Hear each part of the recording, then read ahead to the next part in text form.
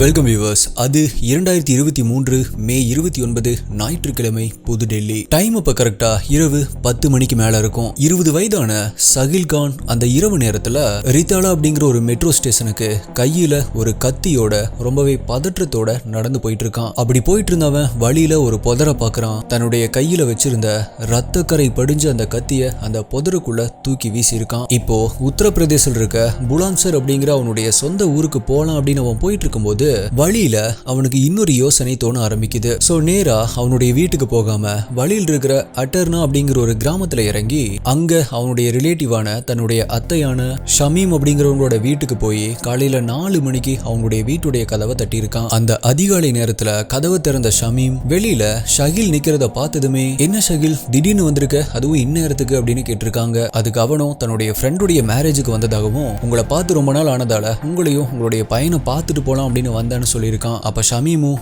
எல்லா ரிலேட்டிவ்ஸும் சொல்ற மாதிரி, ஓகே நீ ரொம்பவே டயர்டா இருக்க, ஒரு 2 நாள் இங்க தங்கிட்டு போ அப்படின்னு சொல்லியிருக்காங்க. இப்போ ரூம்ல போய் தூங்குனவன் காலையில 8 மணிக்கு எந்திரிக்கிறான். அப்படி எந்திரிச்சு ஷமீம் கிட்ட உங்களுடைய போனை கொடுங்க அப்படின்னு வாங்கி தன்னுடைய அப்பாக்கு ஒரு கால் பண்றான். அவர்கிட்ட தான் இப்போ தன்னுடைய ஆண்டி வீட்டுல தான் இருக்கிறதா சொல்லியிருக்கான். அப்ப ஷமீம் உன்னுடைய போன் என்னாச்சு அப்படின்னு சொல்லி கேட்டதுக்கு, ஃப்ரெண்டுடைய மேரேஜுக்கு வந்த இடத்துல போன் தொலைஞ்சிருச்சு அப்படின்னு சொல்லியிருக்கான். இப்ப காலையில டீயும் பிஸ்கட்டும் சாப்பிட்டு திரும்பவுமே தூங்க போயிருக்கான். மறுபடியும் மத்தியானம் எந்திரிச்சு லஞ்ச் சாப்பிட்டு திரும்பவுமே தூங்க போயிடுறான். டைம் இப்ப கரெக்டா ஈவினிங் 3 மணி ஆயிருக்கு. அப்போ ஷமீமுடைய வீட்டுடைய கதவை யாரோ தட்டியிருக்காங்க. போய் கதவை திறந்த ஷமீமுக்கு ரொம்பவே ஷாக்கிங்கா இருந்துச்சு. ஏன் அப்படின்னா அங்க வாசல்ல நின்னுட்டு இருந்தது 2 போலீஸ் ஆபீசர். இப்ப போலீஸ் இவங்க கிட்ட ஷகில் எங்க அப்படின்னு கேக்குறாங்க. இவங்களோ ஷகில் உள்ளதான் தூங்கிட்டு இருக்கான், ஏன் என்னாச்சு என்ன விஷயம் அப்படின்னு கேட்டிருக்காங்க. அப்ப அங்கிருந்த போலீஸோ ஒண்ணுமே பேசாம இந்த வீடியோவை கொஞ்சம் பாருங்க அப்படின்னு சொல்லிட்டு ஷமீம் கிட்ட ஒரு வீடியோவை பிளே பண்ணி காமிச்சிருக்காங்க. அப்படி போலீஸ் அவங்க கிட்ட காமிச்ச அந்த வீடியோவை நம்ம இங்க யூடியூப்ல காமிக்க முடியாது, நம்மளுடைய டெலிகிராம் குரூப்ல அப்டேட் பண்றேன், செக் பண்ணி பாருங்க. ஆனா அதுக்கு முன்னாடி என்னாலேயே அந்த வீடியோவை முழுசா பார்க்க முடியல, அவ்வளவு கொடூரமா இருக்கும். சோ அந்த வீடியோ பாக்குறதுக்கு முன்னாடி உங்களுக்கு ஒரு வார்னிங் கொடுத்துறேன். அந்த வீடியோல ஒரு நபர் ஒரு பொண்ணை ரொம்பவே கொடூரமா கத்தியால குத்தி கொலை பண்ற மாதிரி இருந்திருக்கு. அப்படி ஈவு இறக்கம் இல்லாம ஒரு மிருகம் மாதிரி அந்த பொண்ணை கொலை செய்யற நபர் வேற யாரும் இல்ல, இப்போ தன்னுடைய வீட்டுல அவங்களுடைய ரூம்குள்ள படுத்து தூங்கிட்டு இருக்கிற ஷகில் தான் அப்படிங்கறத இவங்க உணர ஆரம்பிக்கிறாங்க. இத பார்த்து பயங்கரமா ஷாக்கான ஷகிலுடைய ஆண்டியான ஷமீம் மேற்கொண்டு அந்த வீடியோவை பார்க்க முடியாம பேரலைஸ் ஆகி அப்படியே கீழே விழுகிறாங்க. இப்போ அந்த 2 போலீஸ் ஆபீசரும் வீட்டுக்குள்ள போறாங்க. அங்க வீட்டுக்குள்ள கதவை ஓபன் பண்ணி பெட்ல படுத்து தூங்கிட்டு இருந்த ஷகில பாக்குறாங்க. அங்க தூங்கிட்டு இருந்த ஷகிலுமே இந்த சத்தத்தை எல்லாமே கேட்டு பெட்ல எந்திரிச்சு உட்கார்றான். அப்ப ஷகில பார்த்த அந்த 2 போலீஸ் ஆபீசர்ல ஒரு போலீஸ் ஆபீசர் தன்னுடைய பிஸ்டல் எடுத்து அவனுக்கு நேரா காமிச்சு, சகில் நீ லைட்டா அசைஞ்சா கூட யோசிக்காம ட்ரிகர் அழுத்தி ஷூட் பண்ணிடுவேன், ஒழுங்கா அப்படியே அசையாம உட்கார்ந்துட்டு அப்படின்னு சொல்றாரு. நம்ம வசமா சிக்கிக்கிட்டோம், நம்ம இனிமேல் தப்பிக்க முடியாது அப்படின்னு நினைச்ச சகில் அசையாம அப்படியே உட்கார்ந்துருக்கான். அப்ப இன்னொரு போலீஸ் அவனுடைய பக்கத்துல போய் அவனுடைய கையை பிடிச்சு, என்ன சகில் நல்லா தூங்கி ரெஸ்ட் எடுத்தாச்சா, சரி ஓகே வா நம்ம டெல்லிக்கு போகலாம் அப்படின்னு சொல்லிட்டு அவனுடைய கையில விலங்க மாட்டுறாரு. யாரு இந்த சகில்? அப்படி அந்த போலீஸ் காமிச்ச வீடியோல இருந்தது என்ன, சமீபத்துல டெல்லியில நடந்த ஒட்டுமொத்த இந்தியாவையும் நிலைக்குலைய வச்ச இந்த சாக்சி கொலை வழக்க பத்தி தான் இன்னைக்கு வீடியோல ரொம்பவே டீடைல்டா நம்ம டீகோட் பண்ண போறோம். நீங்க பார்த்துட்டு இருக்கிறது சரவணன் டீகோட்ஸ். நான் உங்கள் சரவணன். வாங்க இன்னைக்கு வீடியோக்குள்ள போலாம்.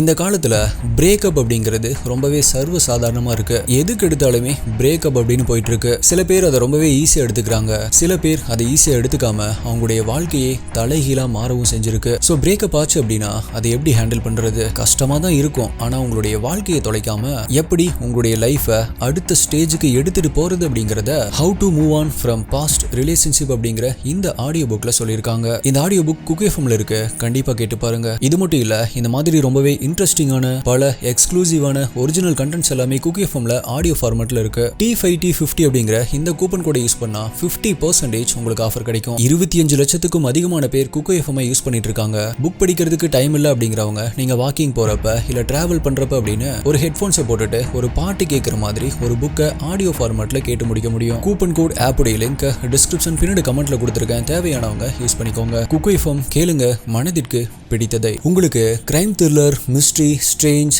சால்வ்ட், அன்சால்வ்டு கேசஸ் இதெல்லாம் பிடிக்கும் அப்படின்னா நீங்க இதோடைய ஃபேன் அப்படின்னா இப்பவே நம்மளுடைய சேனலுக்கு சப்ஸ்கிரைப் பண்ணிக்கோங்க. ஏன் அப்படின்னா இந்த மாதிரியான வீடியோஸ் தான் ஒரு நாள் விட்டு ஒரு நாள் நம்மளுடைய சேனல்ல வரும். மேலும் இந்த வீடியோல நான் சொல்ற யூடியூப்ல காமிக்க முடியாத crime scene images, crime scene videos எல்லாமே நம்மளுடைய டெலிகிராம் குரூப்ல தான் அப்டேட் பண்ணுவேன். யூடியூப்ல கரெக்டா நோட்டிபிகேஷன் வராதவங்களுக்குமே அங்க இன்ஸ்டன்டா அப்டேட் வந்துடும். நம்மளுடைய அஃபீஷியல் டெலிகிராம் குரூப்புடைய லிங்க் டிஸ்கிரிப்ஷன் பின்னாடி கமெண்ட்ல கொடுத்திருக்கேன். அதுல ஜாயின் பண்ணி செக் பண்ணி பாருங்க.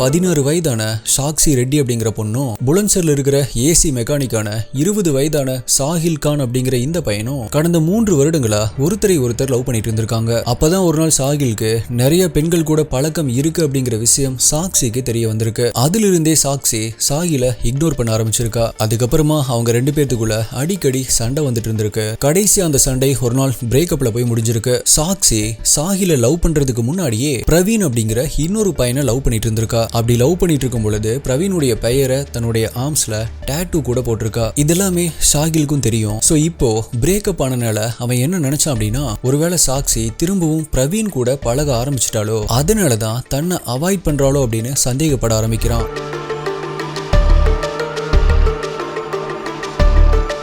ஸோ சாக்சி கிட்ட எப்படியாவது பேசி கன்வின்ஸ் பண்ணி மறுபடியுமே ரிலேஷன்ஷிப்பை கண்டினியூ பண்ண வச்சிடணும் அப்படின்னு சொல்லி திரும்பவுமே கால் பண்ணிட்டே இருந்திருக்கான். மே 27ஆம் தேதி சனிக்கிழமை, அதாவது சம்பவம் நடக்கிறதுக்கு ஒரு நாள் முன்னாடி சாக்சிக்கு வீடியோ கால் பண்ண சாஹில் மறுபடியுமே பழைய மாதிரி தன்னை லவ் பண்ண சொல்லி டார்ச்சர் பண்ணியிருக்கான். ஆனா சாக்சி முடியாது அப்படின்னு சொன்னதுமே வைலண்டா மிரட்ட ஆரம்பிச்சிருக்கான். இப்படி அவன் டார்ச்சர் பண்ற விஷயத்த போலீஸ் கிட்ட சொன்னாலோ இல்ல அவளுடைய பேரண்ட்ஸ் கிட்ட சொன்னாலோ கண்டிப்பா உன்னை சும்மா விடமாட்டேன் அப்படின்னு மிரட்டி இருக்கான். சாஹில் சொன்னதை செய்யறதுக்கு எந்த எக்ஸ்ட்ரீம் லெவலுக்கும் போகக்கூடிய ஒரு ஆள் தான் அப்படிங்கிறது சாக்சிக்கு தெரியும். அதனால இவன் இப்படி டார்ச்சர் பண்றான் அப்படிங்கிற விஷயத்த யாருக்கிட்டையுமே சொல்லாம இருந்திருக்கா.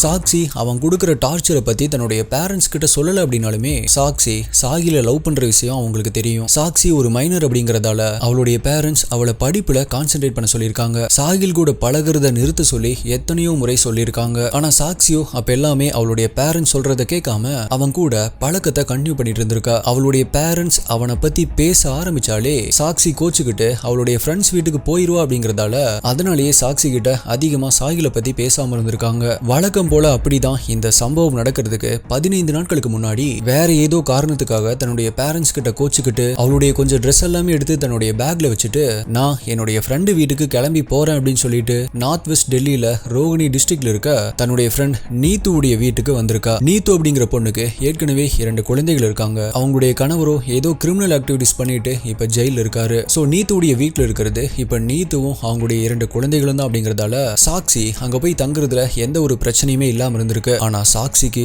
தன்னுடைய வீட்டுல தன்னுடைய பேரண்ட்ஸ் கிட்ட இப்ப சண்டை போட்டுட்டு வந்தது எவ்வளவு பெரிய முட்டாள்தனம் அப்படிங்கிறது அப்போ அவளுக்கு தெரியல.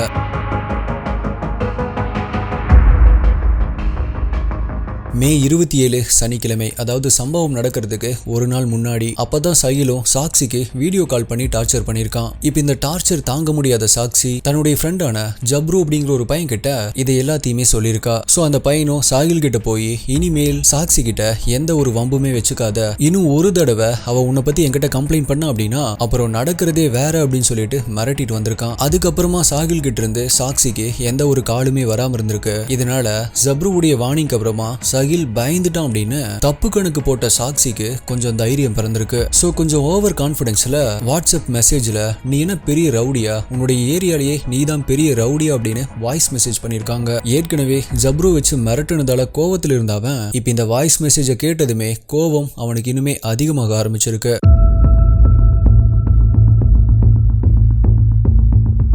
இப்போ மே 28 ஞாயிற்றுக்கிழமை சம்பவம் நடந்த அந்த நாள். அன்னையோட சாக்சி நீத்துடைய வீட்டுக்கு வந்து 15 நாட்கள் ஆயிருக்கு. சோ நீத்து சாக்சி கிட்ட என்ன சொல்லிருக்காங்க அப்படின்னா, என்னதான் உன்னுடைய பேரண்ட்ஸ்க்கும் உனக்கும் 1000 சண்டை இருந்தாலுமே இப்படி நீ உன்னுடைய அப்பா அம்மாவை பிரிஞ்சு வந்து இங்க தங்கி இருக்கிறது சரியா படல அப்படின்னும், சாகில் இத ஒரு அட்வான்டேஜா எடுத்துட்டு பெரிய பிரச்சனை பண்றதுக்கு முன்னாடி நீ உன்னுடைய வீட்டுக்கு கிளம்பி போ, உன்னுடைய பேரண்ட்ஸ் கூட இரு அப்படின்னு சொல்லியிருக்காங்க. கடந்த 2 நாட்களா சாகிலுடைய வியர்ட் பிஹேவியர், நேத்து சாகில ஜப்ரு வச்சு மிரட்டுனது, அதுக்கப்புறமா இவ சாகிலுக்கு அனுப்பின வாய்ஸ் மெசேஜ், இது எல்லாத்தையுமே நினைச்சு பார்க்கும் பொழுது நீத்து சொல்றதுதான் சரி அப்படின்னு அவளுக்கு தோணுது. தன்னுடைய பேரண்ட்ஸ் கூட இருக்கும் பொழுது கிடைக்கிற சேஃப் அண்ட் செக்யூர் ஃபீலிங் இப்ப நீத்துடைய வீட்டுல இருக்கும் பொழுது இல்லாததையுமே உணர ஆரம்பிக்கிறா. சாக்சி இப்ப தன்னுடைய வீட்டுக்கு போறதுக்கு மனதளவுல தயாராகிறா.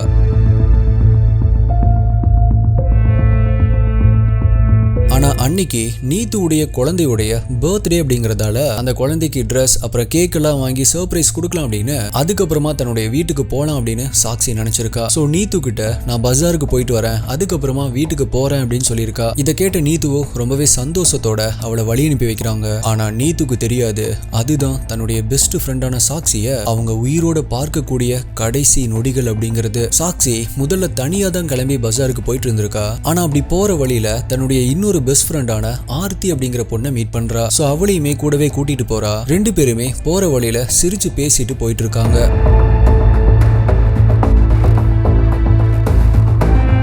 அப்படி போயிட்டு இருக்கும் பொழுது சடனா ஆர்த்தி சாக்சியுடைய கையை பிடிச்சு கொஞ்சம் வேகமா நட, அவன் பின்னாடி வர்றான் அப்படின்னு சொல்றாங்க. அதுக்கு சாக்சியோ யாரு அப்படின்னு கேக்குறா. அதுக்கு ஆர்த்தி சாகில் அவன் தான் பின்னாடி வரான் அப்படின்னு சொல்றாங்க. இப்ப சாக்சி ஏன் பயப்படுற, அவன் வந்தாதான் என்ன, இந்த ஏரியால தான் இத்தனை பேர் நம்மளை சுத்தி இருக்காங்களே, இவங்க எல்லாத்தையுமே தாண்டி அவன் வந்து என்ன அடிச்சிருவானா இல்ல அவன் என்ன கொலை பண்ணிருவானா அப்படின்னு சொல்லிட்டு பின்னாடி திரும்பி பாக்குறாங்க. அப்போ பின்னாடி வர்றது நிஜமாவே சாகில் தான் அப்படிங்கிறது தெரிஞ்ச உடனே இப்ப அவன் கூட பேச பிடிக்காம வேக வேகமா அங்கிருந்து நடக்க ஆரம்பிக்கிறாங்க. இப்ப சாகிலோ பின்னாடியே ஃபாலோ பண்ணிட்டு போய், ஒரு நிமிஷம் நில்லு, உங்ககிட்ட தனியா பேசணும், இதோட எல்லாத்தையுமே முடிச்சுக்கலாம், இதுக்கப்புறமா நான் உன்னை டிஸ்டர்ப் பண்ணவே மாட்டேன் அப்படின்னு சொல்லியிருக்கான். இதை கேட்டதுமே வேகமா நடந்து போயிட்டு இருந்த சாக்சியுடைய நடை இப்ப நிதானமாகுது. அவன் சொன்னதை நம்பி அவன் கூட தனியா பேசுறதுக்காக சாக்சி போறா. அப்ப கூட இருந்த ஆர்த்தியோ போகாத, வா நம்ம போலாம் அப்படின்னு சொல்லியிருக்காங்க. அப்ப சாக்சியோ இல்ல நான் பாத்துக்கிறேன், நீ கிளம்பு அப்படின்னு சொல்லிட்டு ஆர்த்திய அங்கிருந்து போக சொல்லியிருக்காங்க.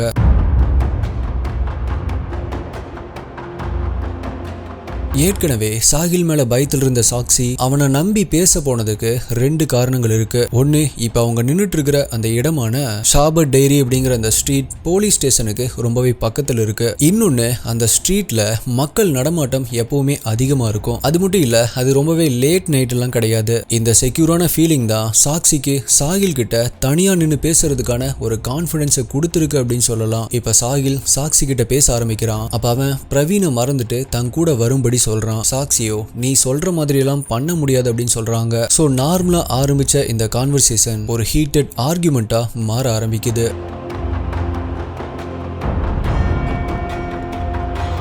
அப்போ அடுத்து நடக்க போறத பத்தி எந்த ஒரு ஐடியாவுமே இல்லாம அங்க செவுத்துல சாஞ்சு ரொம்பவே இன்னசென்ட்டா நின்னுட்டு இருந்த சாக்சி முன்னாடி சடனா இவன் மறைச்சு வச்சிருந்த கத்தி எடுக்கிறான். சாக்சி அங்கிருந்து தப்பிச்சு போகாதபடி ஒரு கையில புடிச்சிட்டு தன்னுடைய வலது கையில வச்சிருந்த கத்திய வச்சு சாக்சியுடைய வயிற்றுல, தலையில, செஸ்ட்ல அப்படின்னு வெறி பிடிச்சவ மாதிரி தொடர்ந்து குத்த ஆரம்பிக்கிறான். 1 முறை 2 முறை இல்ல, தொடர்ந்து 20 முறை ரொம்பவே வயலண்டா குத்த ஆரம்பிக்கிறான். இதுல சாக்சி நிலை தடுமாறி கீழே விழுகிறாங்க.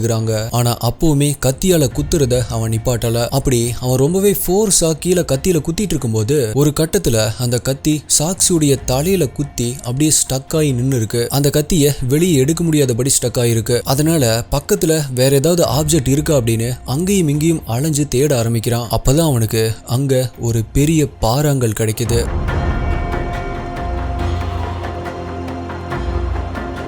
அந்த பாறாங்கல்ல வேகமா தூக்கிட்டு அங்க ஓடி வந்த அவன் கீழே விழுந்து கிடந்த சாக்சியுடைய தலையிலேயே ரொம்பவே ஃபோர்ஸா போடுறான். ஒரு முறை இல்ல, தொடர்ந்து 6 முறை அதை எடுத்து சாக்சியுடைய தலையிலேயே போடுறான். அப்படி இந்த வெறி பிடிச்ச மனித மிருகம் அந்த பாறைய சாக்சியுடைய தலையில போட்டதுல அவங்களுடைய முகமே உரு தெரியாம போயிருது. கொஞ்ச நேரத்துல அந்த இடமே ரத்த வெள்ளமா மாறுது. இதுல ரொம்பவே வேதனைக்குரிய ஒரு விஷயம் என்ன அப்படின்னா, இப்படி சாக்சிய இவன் ரொம்பவே அக்ரெசிவா அட்டாக் பண்ணிட்டு இருக்கிற அதே சமயத்துல அதை பார்த்துக்கிட்டே நிறைய பேரு கிராஸ் பண்ணி போவாங்க. அதுல ஒருத்தர் கூட இவன் பண்றதை தடுக்கவே இல்லை. தடுக்கிறத விடுங்க, ஏன் வாய் வார்த்தையா கூட ஏன் இப்படி பண்ற அப்படின்னு சொல்லிட்டு அவனை எதிர்த்து எந்த ஒரு கேள்வியும் கூட கேட்கல. ஒரு 2 நாய் சண்டை போட்டு இருந்துச்சுன்னா பார்த்துட்டு வேடிக்கை பார்த்துட்டு போவோம் இல்லையா, அந்த மாதிரி போயிட்டு இருந்திருக்காங்க.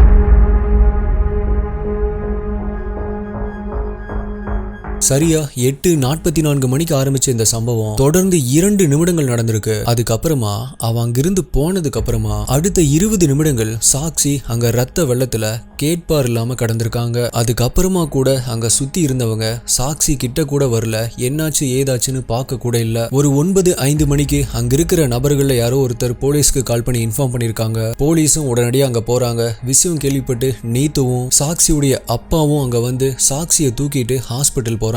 ஆனா டாக்டர்ஸ் சாக்சி ஆல்ரெடி இறந்து போயிட்டாங்க அப்படின்னு சொல்லியிருக்காங்க.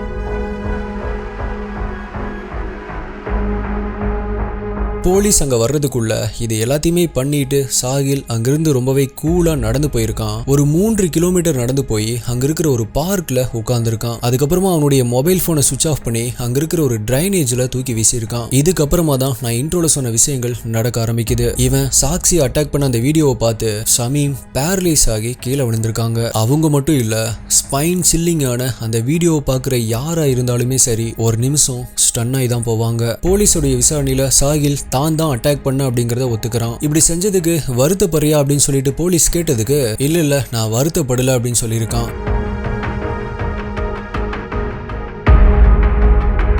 அதுக்கப்புறமா நடத்தப்பட்ட விசாரணையில கூட துளி அளவும் எந்த ஒரு குற்ற உணர்வுமே இல்லாம போலீஸ் கேட்கிற கேள்விகள் எல்லாத்துக்குமே அவன் பதில் சொன்னான் அப்படிங்கறத போலீஸ் மீடியா கிட்ட ரிவீல் பண்ணிருக்காங்க. சாகில் கிட்ட எதனால நீ சாக்சியை கொலை பண்ண அப்படின்னு கேட்டதுக்கு அவன் என்ன ஸ்டேட்மெண்ட் கொடுத்திருக்கான் அப்படின்னா, சாக்சி அவளுடைய எக்ஸ் பாய் ஃப்ரெண்டான பிரவீன் கிட்ட அவன் பைக் வச்சிருக்கான் அப்படிங்கிறதுக்காக தன்னை விட்டுட்டு பிரவீன் கிட்ட அவ பழகுனதாகவும், அது மட்டும் இல்ல ஜப்ரு கூட சேர்ந்துட்டு ஒரு டம்மி கன்னை வச்சு தன்னை மிரட்டுனதாகவும், 2 பேருமே சேர்ந்து தன்னை பேட் வேர்ட்ஸ்ல திட்டுனதாகவும், இதனாலதான் அவன் மேல ஒரு வெறுப்பு ஏற்பட்டு ஒரு கோவத்துல நான் இப்படி பண்ணிட்டேன் அப்படின்னு சொல்லியிருக்கான்.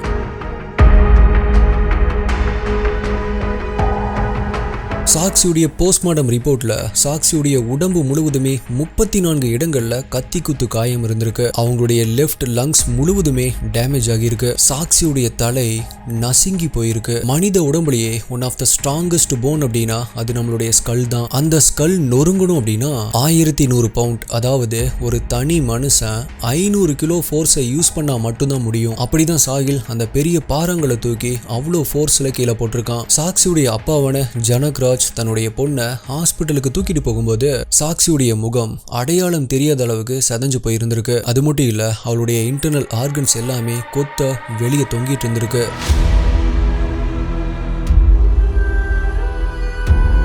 இப்படி ஒரு கண்டிஷன்ல சாக்சியை பார்த்து அவளை ஹாஸ்பிட்டலுக்கு கொண்டு போயிட்டு இருக்கிற வழியிலேயே கண்டிப்பா தன்னுடைய பொண்ணு உயிரோட இருக்க வாய்ப்பே இல்லை அப்படின்னு அந்த உயிரற்ற உடலை தன்னுடைய கையில ஏந்தின மாதிரியே கண்ணீர் விட்டு அழுக ஆரம்பிச்சிருக்காரு. அப்போ அந்த தந்தையுடைய மனநிலைமை எப்படி இருந்திருக்கும்? அது மட்டும் இல்ல, எல்லா தந்தைகள் மாதிரியுமே தன்னுடைய பொண்ணை ஒரு லாயர் ஆக்கணும் அப்படின்னு நினைச்சிருந்திருக்காரு. தன்னுடைய பொண்ணுக்கு நல்லா கல்யாணம் பண்ணி வைக்கணும் அப்படின்னு சொல்லி பல கனவுகளோட இருந்திருக்காரு. சாக்சி கொலை செய்யப்படும் பொழுது நிறைய பேர் பக்கத்திலேயே இருந்தாங்க. ஆனா அங்கிருந்த யாருமே உதவி செய்ய வரல அப்படிங்கறத நம்ம பார்த்திருந்தோம். அதுக்கு மக்கள் கிட்ட பயம் அதிகமாகி மனித நேயம் குன்றி போனது ஒரு காரணமா இருந்தாலுமே, அப்படி அங்க யாருமே ஹெல்ப் பண்ண வராம இருந்ததுக்கு உண்மையான real psychological reason bystander effect அப்படிங்கிற ஒரு எஃபெக்ட் தான் காரணம் அப்படின்னு சொல்லப்படுது.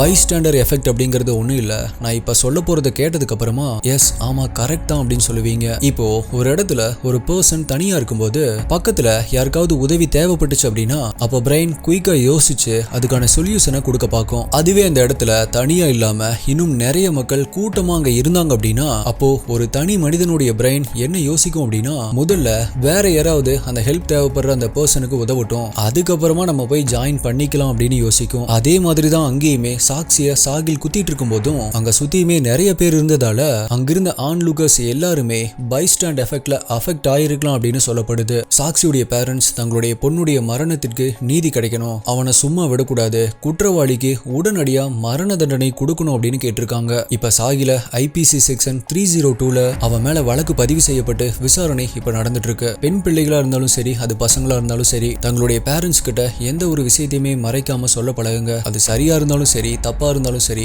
ஓப்பனா தங்களுடைய பேரண்ட்ஸ் கிட்ட சொல்லணும். ஏன்னா ஒவ்வொரு பேரண்ட்ஸுமே தங்களுடைய குழந்தைகள் நல்லா இருக்கணும் அப்படின்னு மட்டும்தான் நினைப்பாங்க. ஸோ எஸ்டி இன்வெஸ்டிகேட்டர்ஸ் நீங்க இந்த கேஸை பத்தி என்ன நினைக்கிறீங்க? சாக்சி சாகில் இந்த ரெண்டு பேர்த்த பத்தி உங்களுடைய கருத்து என்ன அப்படிங்கறத மறக்காம கீழே கமெண்ட் பண்ணுங்க. முக்கியமா அங்க நின்று வேடிக்கை பார்த்துட்டு இருந்த மக்களை பத்தி உங்களுடைய கருத்து என்ன அப்படிங்கறதையும் கீழே கமெண்ட் பண்ணுங்க. உங்களுடைய பெஸ்டான கமெண்ட் அடுத்த வீடியோல வரும். வேற ஒரு வீடியோல மீட் பண்றேன். நன்றி, பாய்.